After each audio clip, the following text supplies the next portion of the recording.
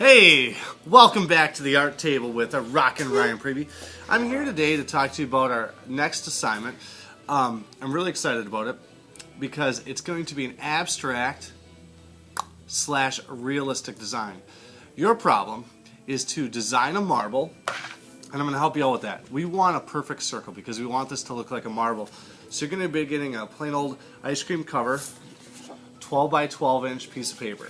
Simply find a point off center. The center of your circle should be off center.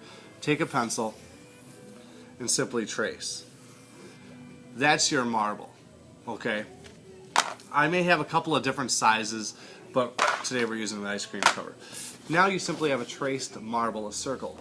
Now if you've ever seen marbles, they have very abstract designs. That's where the abstract comes in. And what we're actually going to do is we are going to take and we're going to draw those abstract designs in. And I'm simply just using my pencil and I'm thinking about what I want. And I want lines that cut in and out. They're rather organic, which means they're curved and flowing. They're not really geometric. Geometric shapes would be more like your squares, rectangles.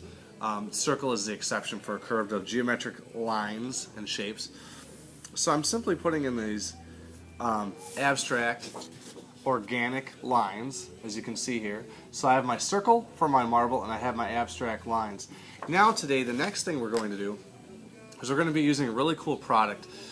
What it is, it's called a masking liquid, and we apply it with a toothpick instead of a brush because a brush would just get ruined, because what this does is it dries into almost a rubbery plastic material that you're going to rub away. The reason we put this on is it protects the paper so it stays white. It's a masking liquid. Masking is the key word. Masking, just like with masking tape, when you're going to paint something, you put a mask you put over it to protect it. We want to keep it white. So what I'm using is a Q-tip. I'm applying it on. Not a generous layer, just a nice thin layer of the masking liquid. And I'm going to apply that all over the entire design.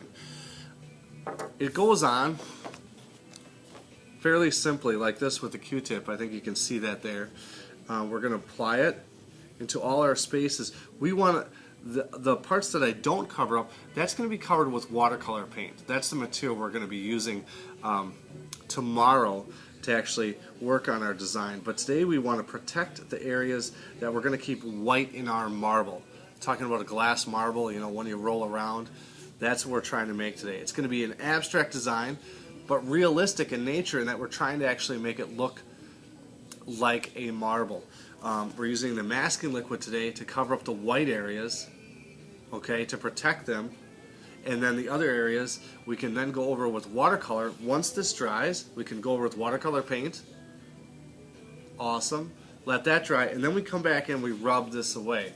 Hold that thought just 1 second.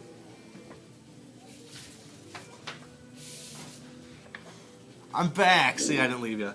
This is what it looks like when the masking liquid is completely applied. And now you can see the areas that we're going to cover with watercolor paint. We're going to be using an analogous, I'll say that again for you, an analogous color scheme. And this is what it's going to kind of look like when it's done. An analogous simply means two colors on the color wheel that are side by side. We'll talk about that more during class. Thank you.